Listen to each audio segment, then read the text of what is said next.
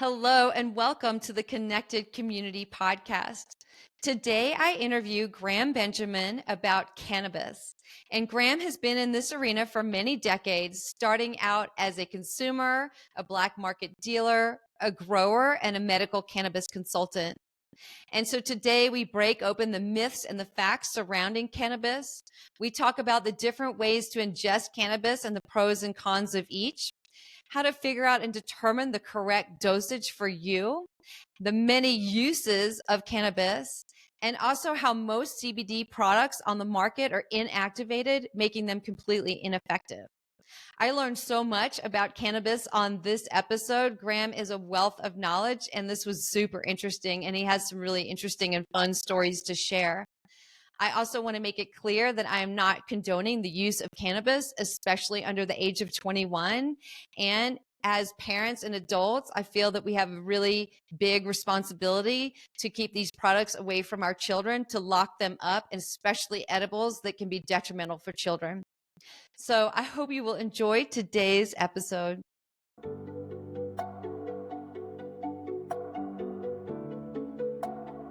Hello, and welcome to the Connected Community Podcast, a place to explore possibility through mindfulness, movement, and self-discovery.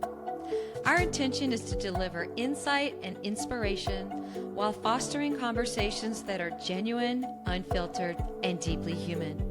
We hope you will enjoy today's episode.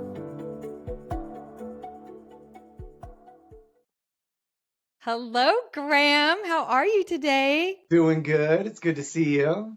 It's good to see you. I want to welcome you to the Connected Community Podcast. Thank you so much for coming on and chatting with me today. And today we're going to talk about everything cannabis. Within reason. It's always good to add within reason after stuff because there's so much. So let's start with kind of your history and background in this field. What your experience is. I know you've worked in the field for a long time in a lot of different capacities. And so let's start there with your background. Yeah. So it's been a long road, an interesting one. I started as basically like a black market dealer from about the ages of 14 on to late 30s. And from the get-go, I knew right off the bat that like cannabis was something extremely special. Oddly enough, like when I was in like seventh grade and I really saw it for the first time, something in my brain said, that's going to be a huge part of your life and you need to know about that. And I didn't really know why.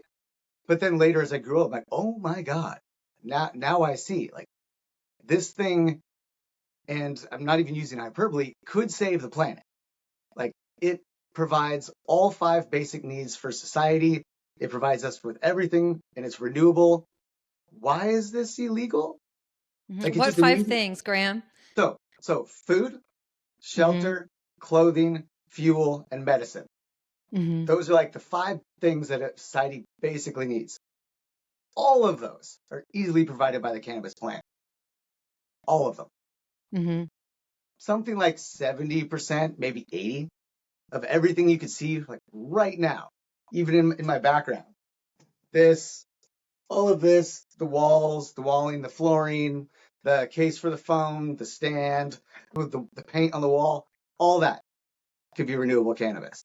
Mm-hmm. So it's funny because like even right now, I haven't even mentioned smoking or the medical benefits, just the societal benefits. So pretty early as a kid, I realized this is not anything negative. Like what's going on?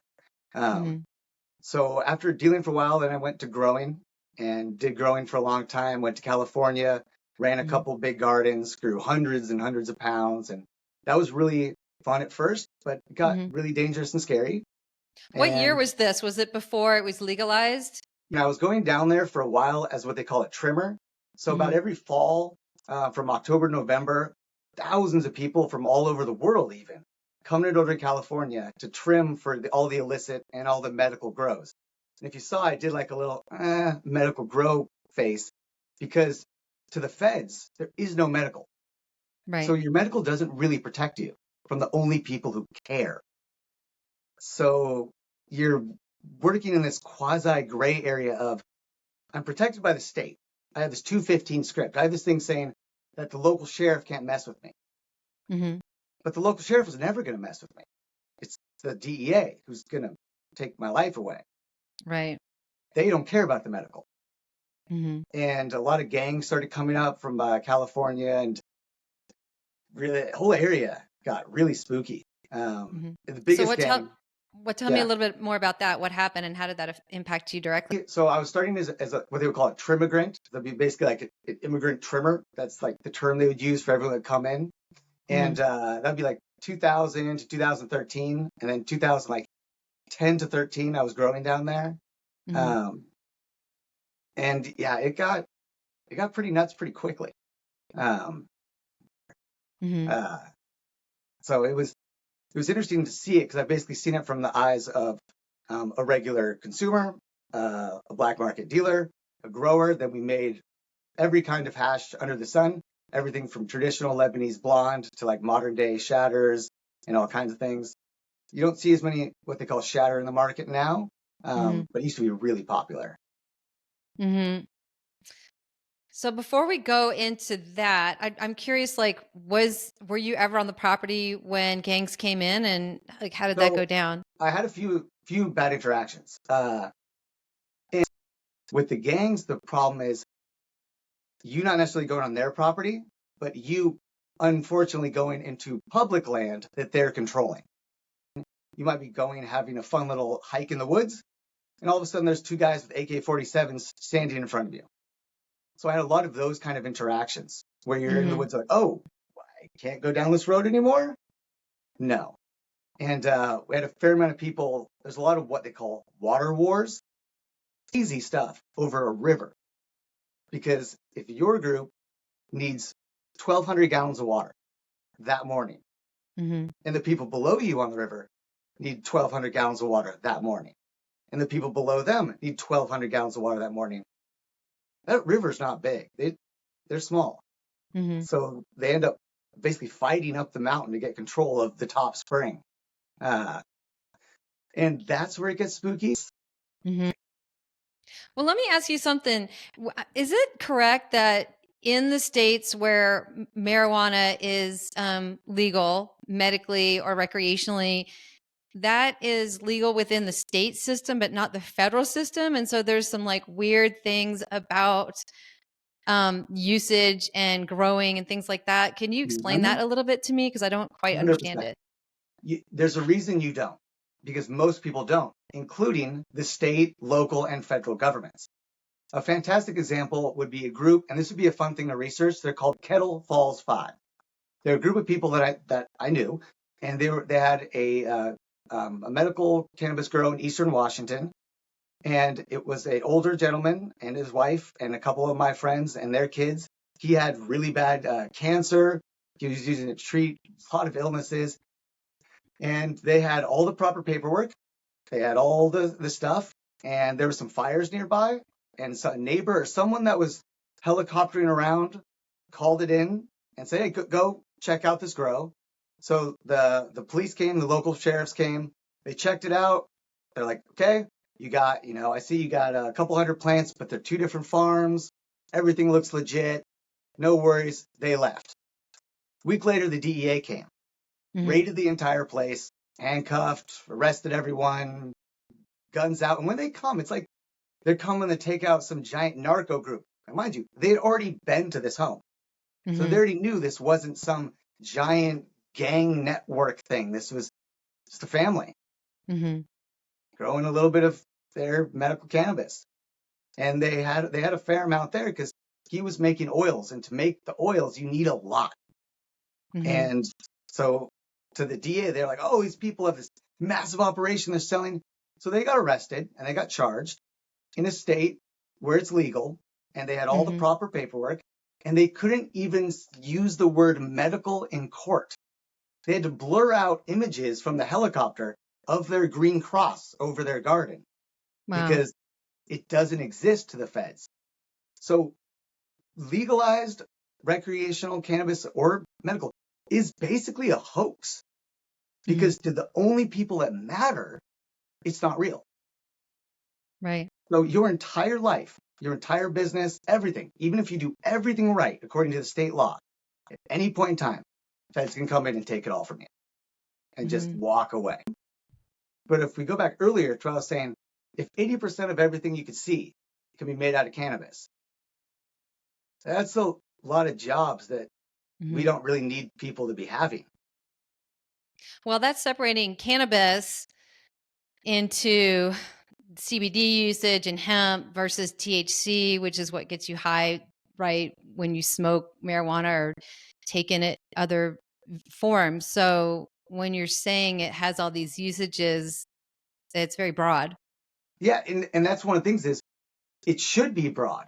And when we try to narrow it, we get incorrect classifications. So, for example, when people are like, "Oh, well, this CBD is hemp derived," well, that's impossible. Hemp is a fibrous byproduct of cannabis, void of cannabinoids. You've taken all that out. It's the stuff you make from it. Right. It's a product. It's like apple cider comes from an apple tree, but you don't call apple trees apple cider. You call them an apple tree. You You could do can't lots of. smoke hemp. You can't smoke hemp. I mean, you can smoke plastic bags, but you don't want to. No. So, all of the stuff in the supplement industry, the dog food industry, all of that stuff outside of a cannabis store is unactivated CBD. None of it's real. If it is, I would like to see the evidence. I've seen tons of even material safety data sheets, all the testing stuff from the companies. It's all fake. It's all a straight up lie because they're supplements. What are you talking So for about? example, if I go to Bartell Drugs and I see CBD gummies, there's no activated CBD in those. And No, there's I know not. they 100% not. It takes so much flowering female cannabis plants because that's where the cannabinoids are in the terpenes of the flowering bud. There's not that many in the stock. Like you're like, oh, it's all the CBDs in the stock. So how come in my dispensary we can barely fill our shelves with CBD product? What are the CBD products out there that people claim, CBD balm that they put on their body and it heals pain and things like Oh, yeah. that? So there's a few factors. One, just could be regular good creams like emu oil. If you're not vegan, emu oil is one of the best topicals on the planet. And in fact, using that as a base for your cannabis extract, that's one of the best for your skin because it actually opens up your epidermal layers, actually allows the cannabinoids to get into the body. So a lot of those, they're just decent creams, but the cannabinoids aren't going to get into you if they're even present. And they're definitely not going to break the blood-brain barrier. It's like I could pour a bottle of Jack Daniels on you. I'm not getting drunk. I can rub weed all over my body. I can eat tons of it. But if it's not activated, if the flower wasn't decarboxylated, it wasn't heated up enough to actually separate and make the THC able for my body to take, it's pointless. So I could have like a 10 million milligram CBD topical, but if it's not activated CBD, so basically it's the concept of if I just take a bud and I eat it, I'm not going to get high. If I smoke it, I get high. If I bake with it, I get high. So what happens? What happens is when we get it hot, when we smoke it, it decarboxylates the flower and actually makes it so that the THC can be absorbed by our body. When we eat it, we don't. It just goes through our stomach acid and our liver and taken away. But if we like almost smoke it before, if we bake with it, if we get it hot but not too hot, then it's activated. Then we get really, really high. So, and on the label, a lot of times people see some numbers and one will be THCA and one will be THC. They think THCA is active. It's actually the opposite. It's THC acid. It's the unactivated. It's what it would be before you smoke it. So if I have a flower and it says like 15, 20% THC, it's really not yet. That's what it'll be once I burn it and actually start to smoke it. So it's almost like wait, let me stop you really quickly. When you go into a weed store, they have shatter and oil and concentrate and edibles and all these other things, and they do have labels on the bottle like you're talking about. Yeah. But flower doesn't, or does it? So every state is different. Okay. And like here in Washington, they do. Mm-hmm. And the part that's really difficult and frustrating is it says potency analysis. Mm-hmm. And THC content is not potency. Cannabis is not alcohol. That's Mm-hmm. why you can't OD on it. You can't die from doing too Mm-hmm. much because it doesn't build up and build up. You'll Mm-hmm. eventually just stop. Your body's like, no, I'm good. I can't really get too much higher. Okay, well, Uh, say I'm brand new yeah. to weed, and cause somebody comes in from Colorado, since it's legal Hmm. here, and they go into a weed shop, and it's really overwhelming because there's so many different. I actually have to read this to you. Yeah, please There's do. different ways of intaking marijuana, and so smoking, vaping, edibles, tinctures, topicals, dabbing, beverages, capsules. Here's Yep. it: suppositories, Yeah. sublingual strips, patches, and sprays. And so I'm like, oh my God, you can get your marijuana hit from taking a suppository. And for women, there's front and back I suppositories. saw that. Yeah. And So, some of them are okay. incorrectly So, labeled. so where do we start? So if somebody wanted Yeah. to experiment with it and they want to have like a good experience, right? We don't want to go in the first time and take a bunch of candy and eat the whole thing Oh, and you're going to have a horrendous experience. And so how do people figure out how to have a positive experience, because too much of a good thing is not a good thing. yeah. Um but if somebody's wanting to experiment with it to see if it is a good fit for them, or if it helps them overcome pain or anxiety or depression or insomnia, where would you suggest that they begin? And I also want to preface this Yeah. with you were a bud tender you are and have been for a million years.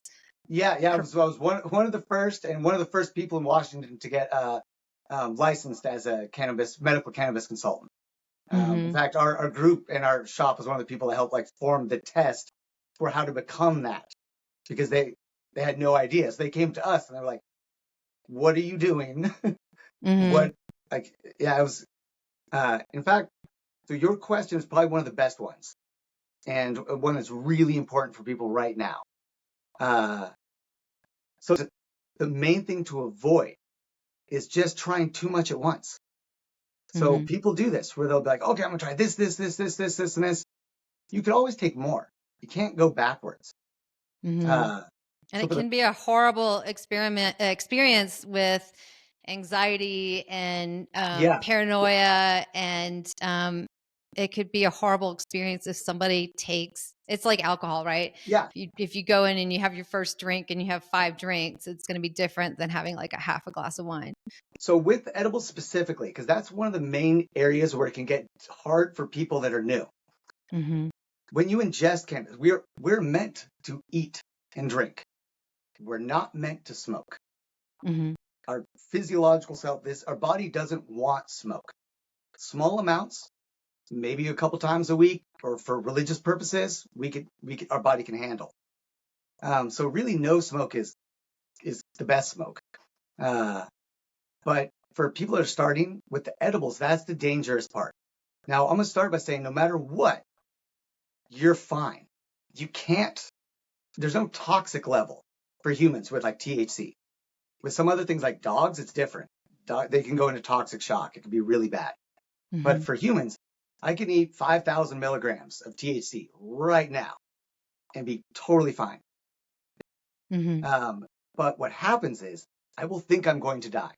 The feeling of taking too much edibles is Mm-hmm. horrible. Your heart will start to race. You'll go into a panic attack. You start sweating. That's where you get people calling an ambulance saying, I'm dying. Mm-hmm. If you go to the hospital, there is no treatment. They just yeah. So my husband works in the pediatric Yeah. intensive care unit, and kids ingest edibles, which is, here's a Mm-hmm. plug for everyone to be super responsible if they have them, Please be and lock careful. them up from their kids, because it Yeah. is a terrifying experience that they don't really understand, and there is no solution. They just have to kind of deal with it and Yep. wait it out, and it can be horrendous. So I think if anybody does have edibles and you have children, that be responsible. Yeah. You have a liquor cabinet. You have a gun cabinet. If you have a dangerous thing, you lock it up. Like Mm-hmm. it should be obvious, but most things aren't. Mm-hmm. And Um, it's candy. Kids want candy. They see yeah, candy out, or they see a candy bar or gummies. They're yeah. gonna eat. They're gonna So, eat a ton of them. so one of the things too is doses. So that's the other thing Mm-hmm. is, well, how much is too much? Nobody can straight up tell you this is how much you should take Mm-hmm. because everyone's metabolism is different. On average, 20 to 30 milligrams is a good starting dose to feel a little nice and relaxed, but not be too loopy. Mm-hmm. And if you notice, I just said feel nice and relaxed because there's no such thing as indica, sativa, or hybrid edibles. Mm-hmm. Your body cannot process the terpenes, the things that gives it the smell, that gives it Mm-hmm. the directional high, through your stomach acids in your liver. So Mm-hmm. it doesn't matter what oil or what you use to make your edibles. And that's according to science. There's a lot of anecdotal evidence, but all the science says when you smoke it, those terpenes go in through your lungs. When you Okay. eat it, it's destroyed by your liver and your acid. So it's always a body high, always going to make you a bit kind of loopy. So my understanding is different in Yeah. that 10 milligrams is a really good starting point. That everything in Colorado comes in 10 milligram dosages, unless in recreational, not in medical. And I have known people that 5 milligrams was enough. So I would Mm-hmm. think that 30 would be really intense for somebody that's never tried it. Again, I think it's always best to start lower and then go higher. I think for some Oh, people that I always. know, 20 milligrams would knock them out. Um, so, okay, well, how long You, does it I hit? mean, So if you take some so and then you're like, I want yeah, to take a little bit more, how long do you wait before you think maybe it is an idea to take a little bit more? that's a really, really good question. And it plays off kind of what we were just saying, where you should always take less the first time. And the first time, I actually tell people take not enough to get you high. And if you have someone like, if let's say if a friend of mine is going to try it for the first time, I'm going to give them a placebo the first time. I'm not going to give them the cannabis.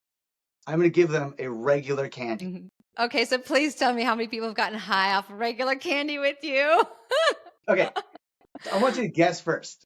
I think a lot. I think a lot. Almost all of them. Oh my God, I love it. Almost That's all hilarious. of them. Yep. And I'm not doing it like trying to play a prank. It's because it helps people get over the initial fear, Yeah, especially elderly. I'm like, if your grandma or your grandpa is nervous about it the first time, give them a placebo, that's hilarious. and you will watch them have a reaction. Uh, but then you could be like, Mm-mm. now, so you just got to calm down. Like, that was, Ah. and you don't even need to tell them that it had none. Just tell them that one was hmm very low dose, hmm or because it helps people kind of break that initial fear. hmm Now, the main mistake is it can take up to 3 to 6 hours to kick in. So if So you you have don't a want to wait slow a it, half an hour and then take another candy. no. And any fat in your system will help the THC be absorbed by your body. So if hmm you had a big fatty meal, or if you had an empty stomach, you eat a bunch of cannabis, and then go eat an omelet or an avocado or something, you're hmm gonna get really high really quick. hmm So some people will like, hmm oh, I'm gonna go out to breakfast. I'm gonna eat some edibles, and they'll eat the edibles. They won't feel it. They'll eat breakfast, and then they won't be hmm able to leave the restaurant. hmm Uh, Well, I like that point because women and men get affected by marijuana differently. oh yeah, And so women, because they tend to have more fat on their body, tend to um, get high off of the same dosage a little bit faster. And so you would think it would be like by height and weight. So like a big, huge guy versus, somebody that's smaller and petite, that's a different sex, that it would be different. And then, like you said, if they are eating fat with the marijuana that they're eating, or if they're taking it on an yeah. empty stomach. Well, yeah, and that thing is we associate so much with alcohol. So like we see someone big and we think, oh, they can handle more. hmm And with cannabis, that's not the case. It hmm really doesn't matter how big you are. The amount of blood in your body isn't so much a data point when you're doing the formula with hmm cannabis. So you want to suggest that people start with a really low dose, and maybe that they just do one dose that first experience and not take more until another Yeah. time. Your first experience should not be getting high. It should be hmm getting comfortable. hmm It should be getting comfortable with the process that you're doing and being getting comfortable with your body and the situation. It's think of it like a first date. Most people don't go all the way on a first date. Most people just feel it out, see who the person is, see if they like it, see if Mary Jane's someone they want in their life. Maybe it's not. But if they go all crazy right off the bat, they might not fully understand what they're getting into. And if we think about it like that, it helps. Is it a healthy relationship? Is it a toxic relationship? Because we all kind of have that differently. And when you're starting, that's a good question to ask. What relationship do you want with this thing? What do you want it to do? Well, I'd like to talk about that actually, because I think that marijuana can be misused. Oh, yeah. And so there are I've done it. different levels of usage. And so I don't want to say what's appropriate, because that would be different for every single person. But I definitely That's a think good that question. there can be misuse and abuse of marijuana. And so can we talk a little bit about that and what that looks like and what to be careful? Because I think that's a really important piece. Super important piece and a very, very good question. And the number one problem, even issue with cannabis is that it makes you okay with just being there. Now, that's also one of the best things. So many times, if someone's having a panic attack and there's nothing going on wrong, and they just need to be okay with being and doing nothing, it's a lifeline. But if maybe you should be learning a skill or trade or a hobby or progressing in life, you shouldn't just be smoking and doing nothing. So, because it's funny, people say, well, I want it for creativity and motivation, but it's proven to lower motivation. So, becoming that stereotypical stoner that just kind of like lays around and doesn't do anything, that's a big pitfall to avoid. And especially when you're a young kid and you're going through high school and you should be learning, your brain should be pretty active. You shouldn't just be smoking all the time. And if you're smoking all the time, you're not really getting high. So most smokers that smoke every day, many times a day, are maintaining a low level high. Because your body, to get high, it has to be down. So you're kind of just riding this semi-stoned, and you're basically just kind of wasting it. As long as you're progressing in life, it's appropriate. If it's starting to hinder your life, it's not. So there's not really an amount. It's how is your relationship with it? If you're going to a concert and you're upset that you don't have any, you need to reevaluate how you feel about the music. Right. Can I have fun without this? Yeah. If you're going to a concert and someone passes you a joint and you're like, oh, sweet, that's awesome.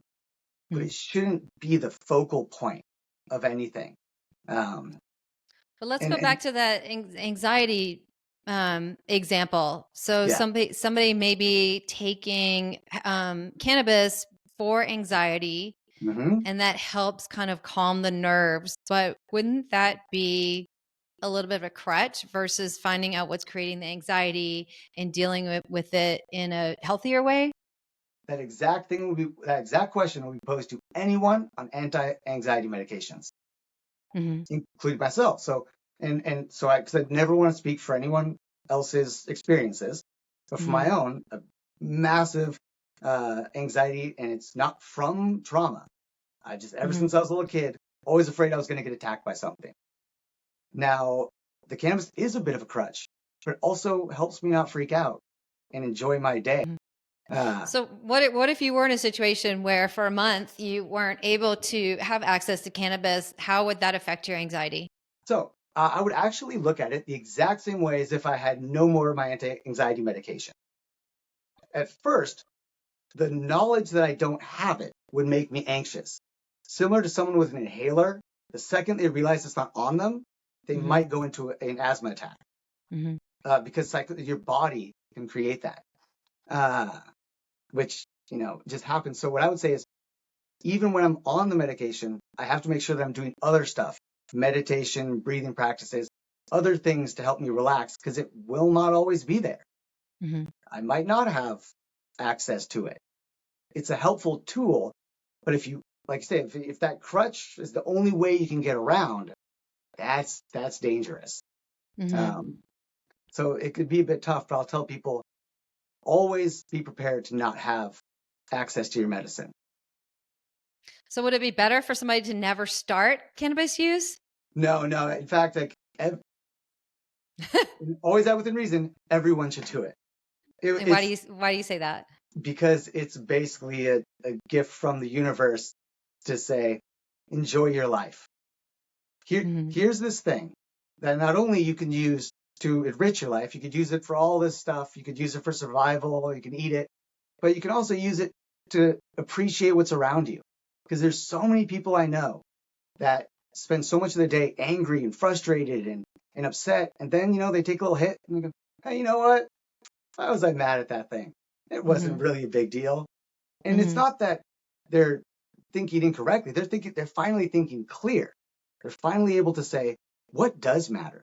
Why did I flip that guy off when he accidentally cut me off? Like, what good did that do to the world? Yeah. I was doing some research before we chatted, and September 13th, 2023, the DEA is now considering moving marijuana to Schedule 3. What I didn't know, which is in the same category as ketamine and testosterone. So currently, cannabis, marijuana is a Schedule 1 with the DEA. And I have to say, I didn't know this, but it is in the same category as heroin, LSD, ecstasy, and peyote. Here's the kicker, right? It is ranked, so Schedule 1, marijuana, cannabis is Schedule 1. It is ranked higher than fentanyl, cocaine, methamphetamine, methadone, and in that category too is Oxycontin, Adderall, and Ritalin. So when they look at scheduling narcotics, a Schedule 1 is basically saying there's no accepted medical use, and there's a high risk of abuse. So it's crazy to me. I realized it was a Schedule 1, but when I started looking into those Schedule 2s, I was like, oh my God, holy shit. Yeah. Because I just can't even wrap my head around that. And because marijuana is medical marijuana is approved in so many states, it's shocking that it's a Schedule 1. But so this is something that's in the works right now. And what I found interesting is if it gets moved to a level 3, so we're not even going to 2, we're going to go jump from 1 to 3.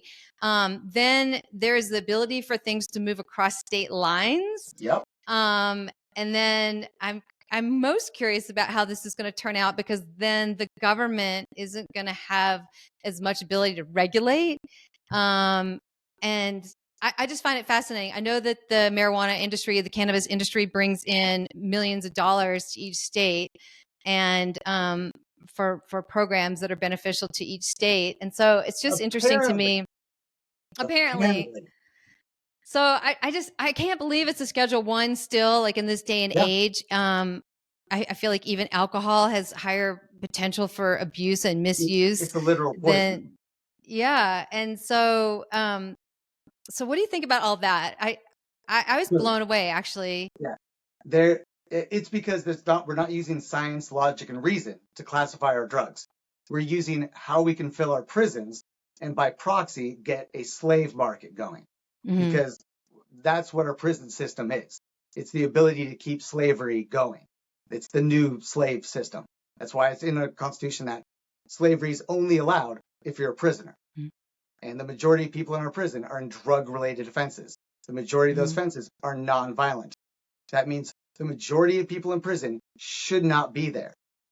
Weren't a bunch of people released, though? Not enough. No. Not enough. Like, what was the story behind that? It was a few people, but it wasn't big. And then so what? You let a few go, but you still have people in prison from the 60s and 70s that got caught with a joint for the rest of their lives. Like, they're letting modern people go, but not older ones. And it's more of a political stunt. Because it's been Schedule 1 since the 1970s, and it did disproportionately affect the minority population. So let's pull out that. Yeah, because we wanted more slaves. We wanted Mm-hmm. more people in the prison. I would say we, I don't mean us. I mean Right. the American politics. Mm-hmm. And that's why they kept it as Schedule 1. If you look at almost all, I mean, the major killings of unarmed minorities, and I'm going to say almost all of them, there was a drug-related charge. Mm-hmm. They were coming to serve a drug warrant. They were a no-knock drug warrant. Um, I mean, we have come a long way in the last long way, 20 years long or way. 10 years. Even the last 10 years, we've come a long Yeah, way. yeah. And I see exponential potential for like legality and freedom. I see in the next, well, not in the next 5, but depending on who becomes president afterwards, a lot can change. Mm-hmm. And I know before marijuana was legal, there's all these myths and facts. But one of them was that it was stronger, and it's actually Oh yeah. stronger Oh, that's a good one. now. That's a good one. So let's talk about some of the myths and the facts out there, so that people have correct Yeah. information. So earlier when I said THC potency is in strength, that plays into what you're saying. So I'll hear this on the news, and they were saying this stuff even in the 70s. They're like, the cannabis now is 3%. Our stuff was 1%. Mm-hmm. Well, first off, again, the number isn't a 25% flower is not going to get you twice as high as a 12.5% flower. In fact, the 12.5% flower might get you way more high. And that's because Mm-hmm. THC is one chemical compound. It can only produce one type of effect, a very light, kind of spacey head high. That's it. I've smoked 99.99999% THC and then had to smoke a bowl of flour that was about 16% to get high. Mm-hmm. And the reason is there's a couple of terms they call the entourage effect. All the other cannabinoids and the terpenes. So when I smell lavender, I'm relaxed. There's no THC in lavender, but there's a chemical compound, linalool. That same compound in lavender is found in a lot of cannabis strains. That's relaxing. So when we smoke it, I get nice and relaxed. So if there's a lower THC and higher terpene content, specific ones like lavender, myrcene, caryophyllene, I'm going to get really stoned. So people should look at the terpenes versus the Yes. THC. And unfortunately, most places don't put the terpene profile on there. That's really the only thing I want to see on flower. I don't need to see if it's higher or lower in THC because that really doesn't matter that much. Mm-hmm. So with the THC numbers, I should preface this by saying, even if the numbers are high, that doesn't mean you're getting what was tested. You're not. They do maybe 1 gram for maybe 1 to 5 pounds that they picked. It's a very specific one. And almost always the top of the plant is going to be the highest and most concentrated where all the cannabinoids are. The So bottom. let's pick that. Let's pick that and test that. Yeah. And numbers.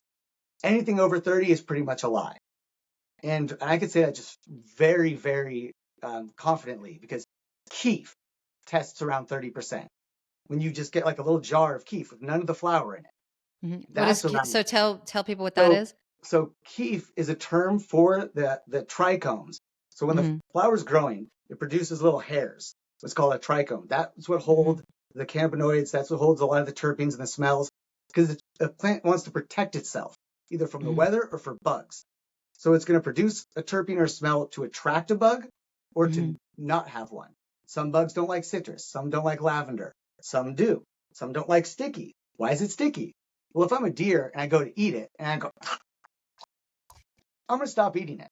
Mm-hmm. So, like, all these plants produce smells to either attract or push something off. And those are really what gives us more, those higher effects. And the little tiny hairs that protect the plant. Yeah, that come off. So if I separate those hairs from the plant, I'm creating any form of hash, really. And that, when it comes off, is usually just called keef. So if I cut down a plant, I dry it out, I let it hang, and I, look down and there's a whole bunch of white dust, that's that keef. That's all those coming off. Okay. If I took that white dust and I condensed it and pressed it together, you get the traditional hash, like Lebanese blonde or the old school hash. And now they use like butane or CO2 to pull all the trichomes to separate all those little hairs. It only has so much room to grow those trichomes. So like 30% is really the max, because otherwise it would just be a crystal. Right. Yeah. Oh, and then when they're like, oh, it's stronger now. So we just said potency isn't strength. And the weed they're talking about was Kansas ditchweed. That's still 1 to 2% that they were testing back in the day. It's still that. So the weed hasn't really changed. There's more access to better stuff now, but people were smoking great stuff, at least on the West Coast, for a long time.